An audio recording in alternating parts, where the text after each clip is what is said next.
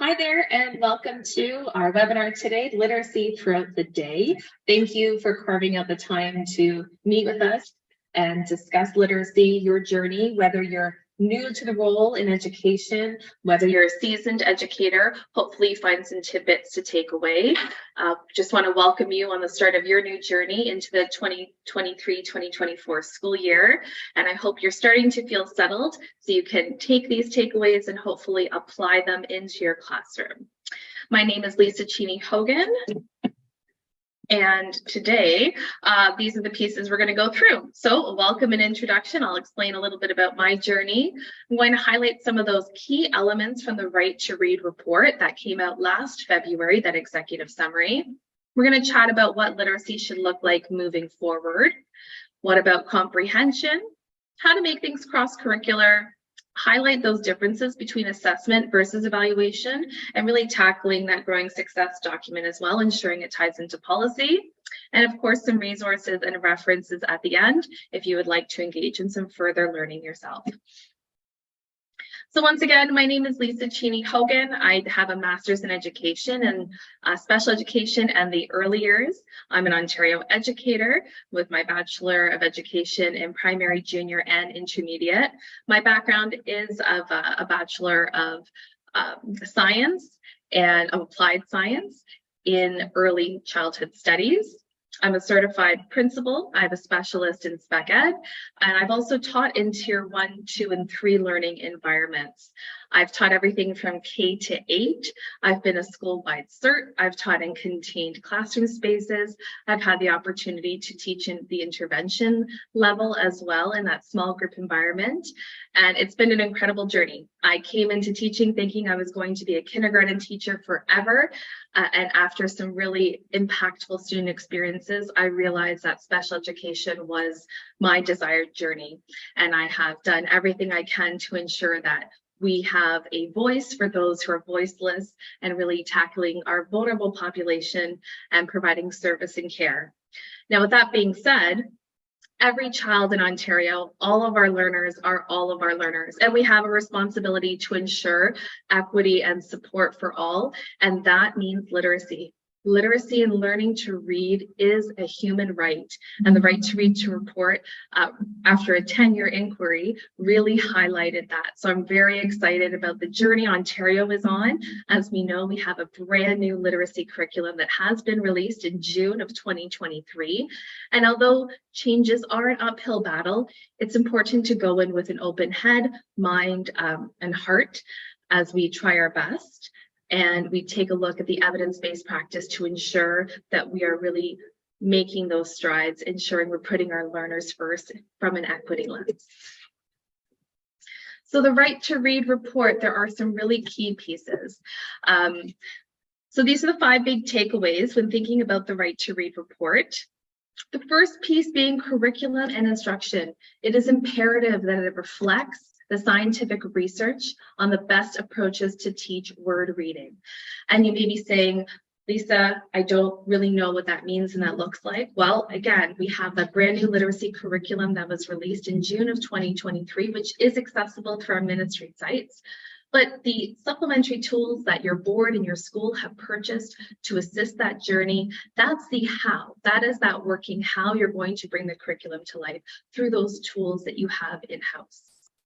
The second important point is that early screening of all students using common, standardized, evidence-based screening assessments twice a year from kindergarten to grade 2 to identify students at risk for reading difficulties for immediate early tiered intervention.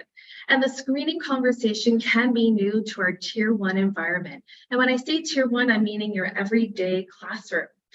It's important that we do screen our learners. We want to mitigate the bias as we have potentially as an educator. At the end of the day, we are human. So we need to rely on these evidence-based tools to ensure we do know our learners from a strong academic lens. We do an exceptional job of knowing our students from an emotional and social lens. And the screening tools allow us to have a better idea of how our learners are from an academic standpoint in comparison to others, not just within their classroom and within our province, but beyond. And those curriculum-based measures are imperative for identifying those who are at risk so we can support them in either small group or additional tiered support.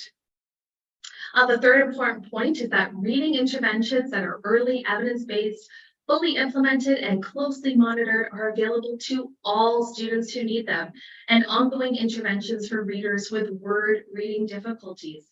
This is also really, really important.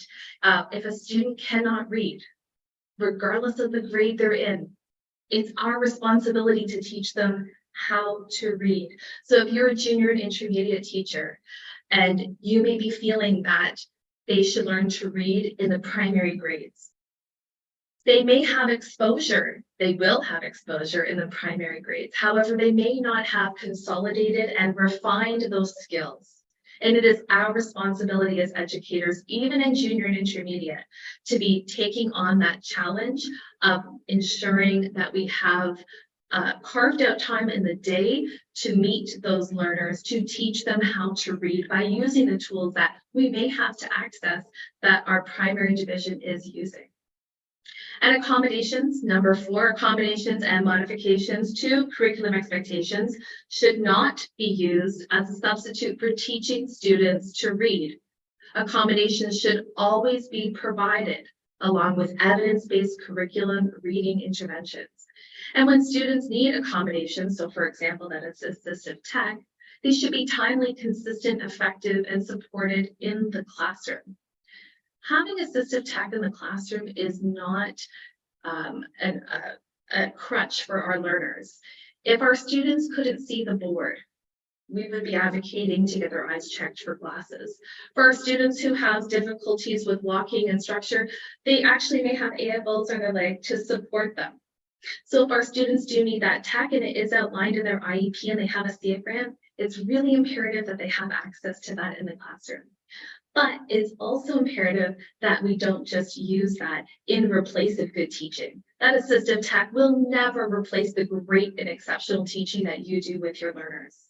When your students have accommodations and or modifications to curriculum expectations, that's not a get out of classroom card where they have access to just the resource support. That actually means they get the small group instruction from you as their tier 1 classroom educator, in addition to that resource support, so we can double up. And it's that scaffold approach which can really support that consolidation and refinement of those learning skills. And the 5th piece is professional assessments. So particularly the psych ed assessments, they should be timely and based on clear, transparent, written criteria that focus on students' response to intervention. And that response to intervention, that RTI, is also what you can be, how you can be viewing the screening tools as. How are they learning? How is their academic level at the beginning of the year? At the end of term 1, when you evaluate them again, how have they responded to the intervention tools that you have placed in your classroom? And this is a great way to measure their growth. And they don't have to jump a whole grade level in order to be successful. If they have been able to identify one more letter, sound, grapheme to phoneme combination, that's success. We need to celebrate that. We need to continuously build that self-advocacy. But again, ensuring that those assessments are timely is imperative to really truly measuring that response to intervention. Okay, so we did have an incredible document that was actually released last spring by the ministry called the Effective Early Reading Instruction, a Guide for Teachers. Now, this little guide highlighted some really key pieces about how we need to move forward with literacy and some of those really important pieces that allowed us to focus and hone in on some of those specifics. One of my favorite snippets from this document includes this one here. So reading is one of the most fundamental skills that students can learn. It affects all academic achievement and is associated with social, emotional, economical, and physical health. However, learning to read does not happen naturally. The ability to read is not innate. Reading is a process involving specific skills that need to be taught and learned. And as these skills develop, the brain forms new connections known as neural pathways. And these neural pathways for reading are built through systematic and explicit instruction and strengthened through repeated practice. That's a pretty powerful statement put out, and I'm so proud to be an educator again in 2023. We do know that reading does impact all of these areas. We do know that our learners can only stay with us to age of 21 in our Ontario education system, and it's imperative that they learn to read in our care, so they have access to the above support, such as social support, physical health support. I think of the medical care system and picking up things in the pharmacy. Those are imperative for our learners to have access to, all of us to have access to.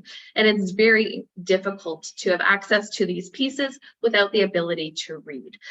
So understanding the importance of these skills and why we need to be teaching them in our classrooms, in all of our classrooms, in all of our grades is imperative. So if the other piece of this guide highlights what early literacy programs should include. It should be based on students' prior knowledge, cultures, language experiences exposed to in the home and in the community.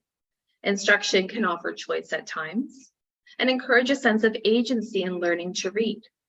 Effective instruction further motivates and engages students in reading and the development of self-efficacy. And that self-efficacy piece is key to developing readers. Self-efficacy is the largest motivator. When children are good at something, they're motivated to do it. So this is the piece of why are we teaching the code? What are decodable books? It's to allow our learners to see themselves as not only readers, but as learners. So when you explicitly teach a piece of the code and you pair it with a decodable book, a child can then have success in reading because they have learned that code through your explicit and direct instruction. And that mass practice, which is a top tier teaching strategy, is able to be put forward in that use of decodables, and then they see themselves as that reader because they are reading, thus building that sense of self-efficacy. We saw that shift in our math program with the embedded of the social emotional learning. We also have seen an increase in mental health supports in our health curriculum. It has been scaffolded and made cross-curricular across the board, and we are seeing this now in our literacy program. It's imperative that our children see themselves as a learner as well as in print. So what should literacy look like moving forward? This is what it should look like. This is the key pieces of what we are including in our classrooms.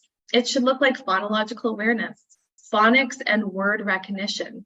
We should see pieces of fluency, vocabulary, listening and reading comprehension, and written expression. What it does not include is whole language. It does not include sight word walls. It does not include balanced literacy. It does not include discovery learning. And I'm not saying discovery learning as an FDK inquiry. I'm saying we're not putting books on the table expecting our learners to learn how to read by looking at pictures. It does not look like a 3 cueing system, and it does not look like memorization. We are being explicit, we are being intentional about our practice. And we also need to be doing this in not just whole group learning environments, but in small group learning environments, so we can target gaps and deficits that we notice after doing the screening tools in our classrooms. So what could this look like? There are lots of different ways of how you can embed this into your classroom. As we know, the new curriculum does highlight 4 distinct but related strands, which include the literacy connections and applications, foundations of language, comprehension, so understanding and responding to the text, as well as composition, so expressing ideas and creating text.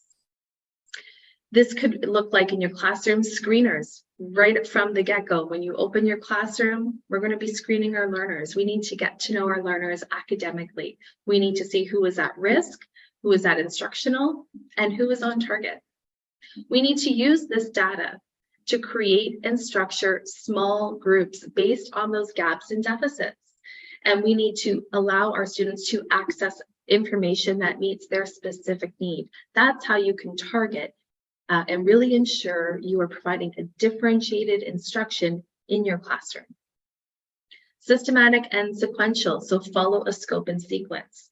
When you have programs that either your program department has provided you, your school board, your school, your administrator, many of these programs, all of them really should have a scope and sequence. It's very intentional what you teach in a particular order. So for example, we're not teaching a short A on a Monday and then jump into a prefix and a suffix on a Tuesday.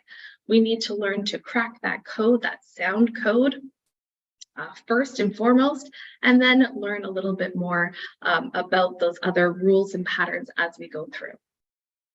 It should be explicit and direct. Again, it's that deliberate and intentional teaching. If you want your students to know something, you have to teach them directly. You have to tell them. You should be using evidence-based programming. There are many that are recommended in the recommendations from the Right to Read report. You can find a variety of resources as well on the LDAO as well. There are lots of great programs out there. Use decodable books. And I already highlighted this, but while students are learning the code, they should have access to decodable books. They should be accessible in the classroom. And these are for students to build, again, that self-efficacy so they can see themselves as a reader. Short bursts of instruction. So whole group, small group, and independent. We no longer are we going to be gathering a whole group for 30, 40 minutes. We know in primary that was immensely shortened over the years, and thank you for all those who have been very flexible over the years as we learn more about the brain and development of our early learners. But this type of short burst instruction is also imperative for our JI learners as well. We really want to highlight that I do, we do, you do approach in that practice. And again, practice doesn't make it perfect. It makes it permanent, and it builds those neural pathways in the brain. So in education, you may have heard the term aha moment. What we do know is that neural pathway has been carved in the brain. A quick note, though, about practice makes it permanent. If our learners are practicing something and we have not provided direct and explicit feedback, and there's something they need to refine or change in their practice, if they don't get that direct, explicit feedback in a really timely manner, they will continue to practice in a way that is carving a neural pathway in a direction we don't want them to go. And it takes a lot longer to undo some of those habits than it does to carve those new pathways right from the get-go.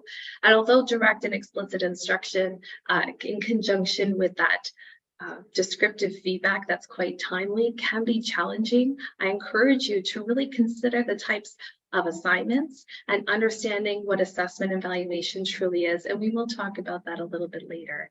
If you are having difficulty providing work back with descriptive feedback and it's taking a long time, I would encourage to take a look at maybe we need to shorten our assignments. Maybe we are providing too many samples to our learners, because if we can't nip it in the bud in the beginning, it can become quite the spirally issue down the road for us to try to undo. So again, practice makes it permanent.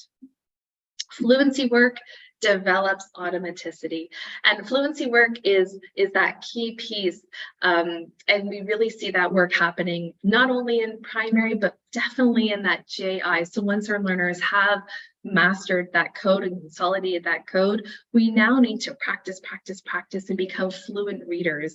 The reading should sound like natural language. Some examples would be readers theater, and I do have a couple examples coming up. And again, that descriptive feedback, it relates to the learning goal, and that would be your overall curriculum expectation. You can use your specifics as well, but you need to relate it back to that curriculum policy to really identify and show to your learner where they are on that learning journey. All right, time for a comprehension conversation. So we understand that our learners need to have that comprehension in reading. Now, before they get to that level of comprehension, there's a lot of other pieces that have to take place. So the simple view of reading, which is provided in the Effective Early Reading Instruction and Guide for Teachers, has a beautiful visual that looks like this. So it's that oral language, which is listening, speaking, and understanding in first or other languages in conjunction with word reading fluency, which includes decoding and reading words efficiently and with automaticity. It's those two pieces working together that help develop that strong reading comprehension, making meaning of the text. Our learners can get the words off the page and make meaning of it. For some of your learners, you may have those kiddos who can decode everything. They have no idea what they read. We need to improve some of that oral language. And we know with some of that learning loss that took place during our time away, that is an area that we are always working on. That oral language is imperative. We need to be modeling it, not only for a fluency standpoint, but for vocabulary as well. And then on the flip side, you may have your learners who have incredible speaking skills and have that listening comprehension. So when you read something orally to them, they are able to respond orally to you. That's a fantastic skill. They have cognitive capacity. We need to continue to work on that. And then they may not have the decoding. So then we have to work a little bit more intentional on the decoding piece. You could have learners that are struggling on both sides.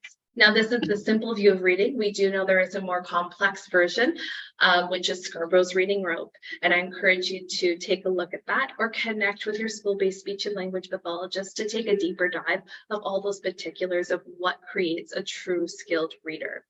But you do need both of those sides of our simple view of reading here in order to develop strong reading comprehension skills in order to make that meaning of text. So again, we have decoding, that word recognition, the ability to read individual words, and oral language comprehension, the ability to understand spoken language, to equate to reading comprehension, that ability to understand printed text. So just to further break it down, word recognition encompasses phonological and phonemic awareness, phonics skills, both knowledge of letter sounds and decoding unfamiliar words, automaticity of word recognition, and reading a common phonetically irregular word. Now, on the other side, the oral language comprehension encompasses the following: oral vocabulary, including morphology, so understanding meaningful word parts such as common roots, background knowledge, this is huge, activating that prior knowledge and that metacognition, sentences, that syntax, that comprehension, the pragmatic language, the use of language in social context is important as well. So for example, being able to identify what is sarcastic or not. So it's all of these pieces that work together in order to create that reading comprehension. And when we take a look at this, we realize that, in grade 1 or grade 2, our learners may not be at a reading comprehension level because they're still working on these skills. And that is okay. We still are going to expose and to teach, and we can still work on listening comprehension, model reading comprehension as well through Think Alouds, which is a great teaching strategy as well. So listening comprehension, and I've mentioned that a few times now, is called by several other names in various studies, including linguistic comprehension, listening comprehension, and comprehension. So all these terms are defined as the ability to derive meaning from the spoken word when they are part of sentences or other discourse. So language comprehension abilities as a minimum encompass receptive vocabulary and grammatical understanding and discourse comprehension. And this is a great accommodated strategy that you can work with your learners when you're trying to develop assessments and you're accommodating in a different way, production of work in a different way. Language comprehension, listening comprehension can be a really impactful way to still really evaluate if your students are getting meaning out of the text. Reading comprehension, on the other hand, differs from that language comprehension because of the reliance on print as opposed to oral language to perceive the words and derive meaning. So in other words, language comprehension becomes reading comprehension when word meaning is derived from print. It is possible to have strong language comprehension and still be a poor reader if there are difficulties with decoding. And we may see this shine a little bit more light for our JI students as well. So again, something to be aware of, the differences between the two. Children who can read grade appropriate passages accurately with ease and appropriate speed, as well as with good oral expression, generally have good language comprehension as well. Other cognitive abilities that influence comprehension can include executive function, working memory. However, classroom teachers don't usually assess these other cognitive abilities as part of reading assessment, but they can be important to consider in individual cases, such as when a student has difficulty that affects reading. So there are many other components that could impact a student with their ability to learn to read, and really understanding what those pieces are through the taking a deeper look at executive functioning skills are some great pieces to consider. So just to further deepen some examples, because we do have a lot of questions about reading comprehension, but students need both types of abilities to read and comprehend well. Just one will not do it. So I'm going to provide two student examples, and you may be thinking of a learner as I read. You may be thinking of yourself as a learner or someone else that you know. So child reader example number 1.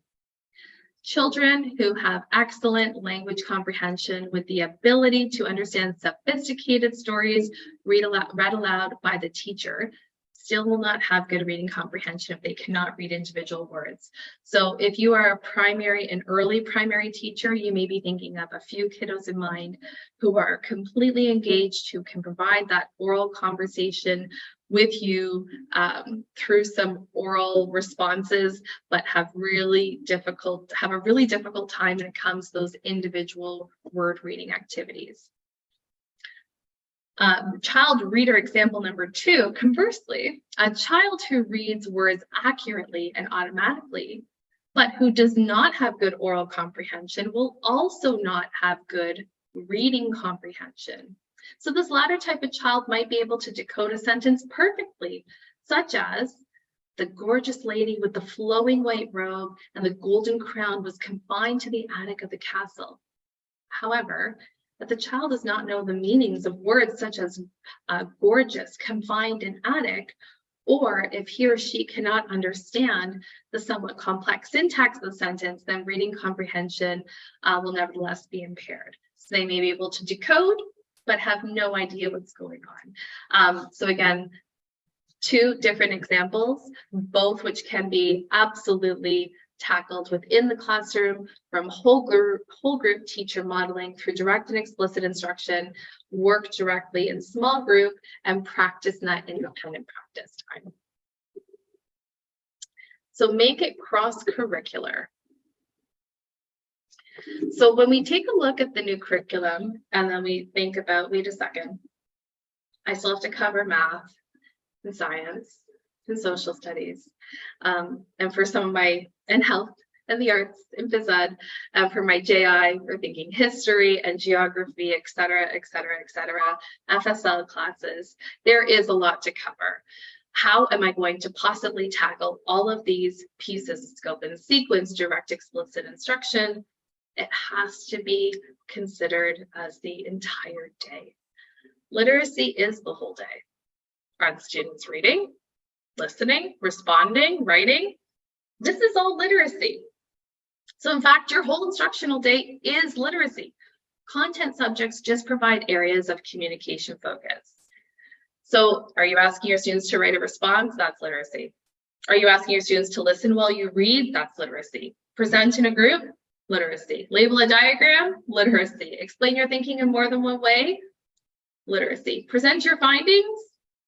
Literacy. This is your entire day. The content subjects simply provide the topic of which your students are communicating about.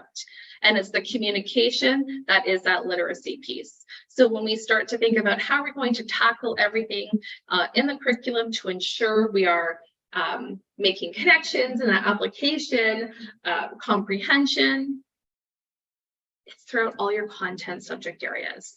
And that is a really important shift of your thinking when you're feeling like your day is very compartmentalized by the schedules and by the topics that you are scheduled to to teach, it's imperative that you think of it as literacy and think about how you're going to structure your day with all those great pieces that we already mentioned earlier in our webinar.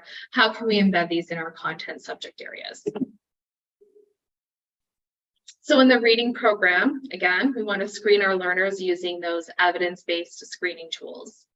The next piece is we need to be accessing those ministry tools, such as the Early Effective Reading Guide for teachers, in addition to the new language curriculum, which has been released. It's also imperative that we become fluent in the programming decisions that have been executed by our district and board, by the program department. So there are lots of different programs out there. And as long as they're evidence-based, you're moving in the right direction. And it's important that you become familiar and fluent with the delivery so then you can better support your learners as well. Being consistent in the delivery and following the accompanying scope and sequence is what is going to demonstrate that success. When we talk about a scope and sequence or these additional programs that you may have available to you, these changes and these leaps and bounds of reading are not going to happen in 2 weeks. We have 194 school days, and this consistency of delivery over those days, it does take time. It does take time, and you may feel very frustrated as a educator to deliver with tons of repetition, but know that that scaffolded practice is again a top-tier teaching strategy. And that is what's best for your learners. So I encourage you to stick with it, as challenging as it is. Coming from somebody who has delivered intervention-based reading programs, there are days where you're going to feel tired. You're going to feel like you're on stage over and over and over again. Take care of your own wellness as you prepare to deliver these programs with consistency and with true fidelity. In terms of written expression, and when we're thinking across content, here's an example of how I like to use written expression. Again, thinking about that strand D, which is that composition, so expressing ideas and creating text, which is in our new language document. Plan for content writing in the language block. So instead of looking at 50 top back to school writing activities in September, I want you to take a look at the content that you're looking to cover. And I want you to have your learners plan for that writing in their language block. Then you're going to take that plan, a graphic organizer, your mind map, whatever you have, and then they'll take that piece, all of those plans that you have developed, either you've co-developed, you've done it as a whole group, a small group, or they've done it individually, and they're going to take that and execute the writing in that content subject area time. So for example, if you're in grade 4 and you are doing rocks and minerals, and you're talking maybe about amethyst, and you're planning for that, our students would then take that graphic organizer about the differences between the rocks and minerals and the gemstones, and then they would, in the language block, then they would execute their writing, whether you're doing a sentence building assignment, a paragraph, a list, a research project. They can do that execution piece in that block, and then you can take that piece of executed writing that you did in content, bring it back the next day, or the following day if it takes a couple days to execute. Bring it back the next day in your language block, and then that's when you can revise and edit. And grammar is best taught with students' own writing. And using this writing that, again, is executed in content, which is pieces you already have to cover, allows for your learners to consolidate their learning and synthesize the content information because they're seeing it in multiple areas. You can continue to teach what you need to cover the topics that you need to. You don't have to have a writing sample for every single piece. So just be very mindful, very intentional, and you can use the same piece of writing in a variety of different ways. And then at the end, at all of these pieces, you're going to provide assessment for the planning piece. You can provide assessment for the execution piece. You can provide assessment for the revision piece. And then after they've done those pieces, which could take several days, then they can do their final draft. And that's the piece that you evaluate. That evaluation is the application of the assessment feedback that you've provided. Other things you can consider for writing is consider an evidence-based writing screener. They do exist and they are wonderful. If we are figuring out the gaps and deficits of our learners of reading, we can do the same for our writing as well. Utilize evidence-based writing tools to support your writing program, and use vetted content tools. So this is really important. Using tvlearn.com is a great tool. It does really work nicely with our Ontario curriculum. We know it is vetted, we know it's supported, and it's a credible resource to refer to. Oral language. Continuing with literacy is the whole day. Oral language, lots of opportunities within your day to build an oral language. You could be modeling that fluency, the expression and prosody. You reading aloud to your learners, regardless of the grade that you teach, is imperative to assist in that building out those oral language and vocabulary skills. And as we viewed in the previous slides with that simple view of reading, that oral language piece is key, and you as the educator to model it is also a great way to build relationships with your learners. Provide opportunities for your learners to practice oral reading. This can be a very tricky thing for some of our learners because it could affect their confidence level. And as we saw, or in our much earlier slides, building of that self-efficacy and when our students see themselves as a reader and as a learner can help with that confidence. And we need to practice for that fluency piece. So again, practice makes it permanent. Build in activities such as readers theater, and we know that that's a very tried and true activity to be doing. One of my favorites is musical theater Mondays, and that might be a really nice way for your JI kiddos to engage in fluency, especially if they've had a lot of work with readers theater in the past. Or podcasting. Podcasting is a great way to build engagement through digital media literacy. And that is our curriculum expectation that is outlined in our new document. So podcasting is a great way. It's a great way to also be culturally responsive. It's a great way to build equity. It's a great way to build in, again, that digital media literacy. It's a great way to meet your learners and just connect with them. That's really age appropriate. And then assessment and evaluation. This is a big one. But before engaging in assessments, it's important for educators to be aware of and mitigate biases. These biases could result in the under-recognition or over-recognition of students from Francophone, Indigenous, Black, other racialized, or LGBTQS+ communities, students with disabilities, or students from all other marginalized communities. And that's a direct quote from our Effective Early Reading Instruction, a guide for teachers. This is why screeners are so important, because they're evidence-based and they are neutral. They don't leave room for that interpretation. We need to be aware and mitigate these biases. When I say under recognition, what comes to mind to me is that student who wants to stay in recess and sweep the floors in your classroom. They want to be close to you. They know that you have that knowledge to support them, but they may be feeling a little bit too reserved to ask for it. We know the over-recognition of our students, and that is important to mitigate. Using the screening tools can support this. All students will be screened, all of them. The moment we say, oh, I'm not going to provide a screener to the student because you have just inflicted your bias on that potential outcome of that learner. You don't know how they're going to do. You have ideas based on anecdotal and observation notes, which your professional judgment is valued. You need to match your professional judgment with evidence-based tools. That is the credibility in your professional judgment, is you have both pieces. So going to review the difference between assessment and evaluation. Sometimes we hear these two words being used interchangeably. There are some very clear differences between assessment and evaluation. This information is referred to in the Growing Success Assessment, Evaluation, and Reporting in Ontario Schools K-12, which is our ministry document policy. So assessment can be informal or formal. It allows for descriptive feedback and coaching. It's ongoing.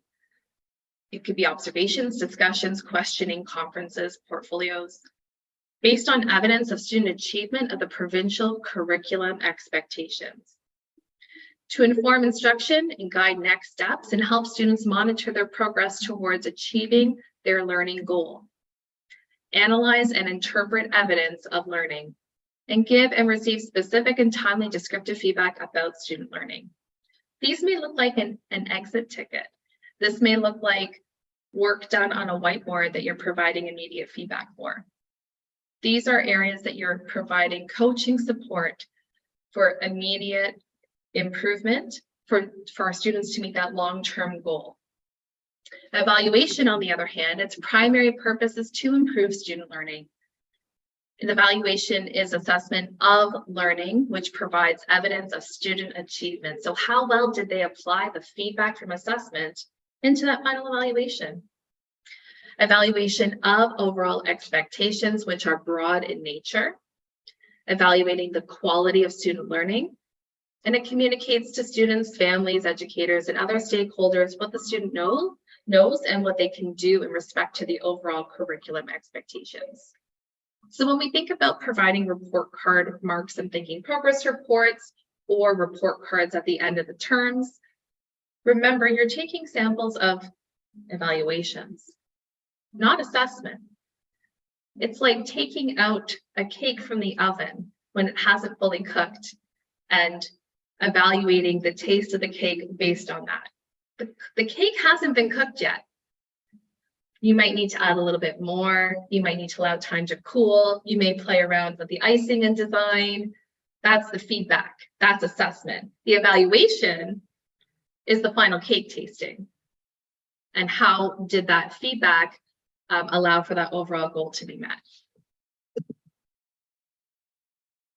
So you can access the following resources and references as noted throughout this webinar. I do encourage you to continue your journey. We will never be done. We are ongoing learners with our students, and I commend each and every one of you for being part of this webinar in your own time to develop further professional pedagogy for yourself. So thank you again, and I look forward to witnessing the beautiful journey we have here in Ontario with our Ontario educators. Thank you so much. Thank you so much, Lisa, for that detailed and informative presentation. I know I have a ton to think about. We are going to have to stop right now, but I'd like to do a little Q&A session with you. Let's start with some questions. You brought up issues of equity in reading. Yes. What are the most important things teachers need to remember about equity when they're teaching literacy? And why is that so important? As humans, we're going to come in with our own experiences that really drive certain pieces in our classroom. When it comes to teaching at all, but specifically reading, and we do know that we've had communities that have been marginalized, and we know this through our Right to Read report. It's imperative that our students have equal access to the incredible evidence-based tools that we have in-house now. It's imperative that we go into our classrooms with an open mind. It's imperative that we listen. It's imperative that we have our students become part of that classroom development, that culture, that pulse. They need to feel a sense of belonging. They need to see themselves as a learner and as a reader. And that starts with the educator setting high expectations under the notion that all of our learners can be readers. They can be. And we need to keep that expectation up here. Because when we believe in them, they will eventually believe in themselves. And you may be the only person as an educator who has potentially said a kind word to the learners all day. And it's important that you're consistent in that approach. Using the evidence-based screeners allows you to mitigate the bias. So it's imperative that we use them so we can truly capture our learners' ability. And then we can set them up for success by targeting their needs and allowing them to soar. So those are the reasons we need to have equity, not only in our classrooms, but in our reading curriculum for sure. Amazing. So for my next question, we often get questions from the audience specifically about where to find resources. And we shy away from saying, use resource X, because we know that different boards have access to different resources, money, all sorts of things. But we also know that there's a lot of stuff out there that's branded as structured literacy or the science of reading that doesn't actually have the science behind it. So what is your suggestion for the educators out there who are kind of lost, looking for these resources and don't know where to start? So the literacy journey in 2023 is clear. But it's also chaotic. There is a lot out there, and you're right. There is a lot to find. There's a lot of incredible tools. There's also a lot of tools that are not sound and evidence-based. There's actually a beautiful site called What Works Clearinghouse that you can actually put in the resource, and you can figure out if it's evidence-based. Before you even need to do that, you need to take a look at what your school board or your school administrators have offered you. If you don't think it's an effective resource, I would question why. Why do you think that way, or what evidence do you have that shows otherwise? These programs are not day 1, day 2, day 3. There's a scope and sequence, but there's still going to be some professional judgment that will need to take place. It's imperative that you become fluent in your tools that you have. It's imperative that we connect with our program departments, our administrators. If you have literacy leads within your school, if you have someone who's taking a leadership role in the literacy conversation, really taking a look at those resources are great.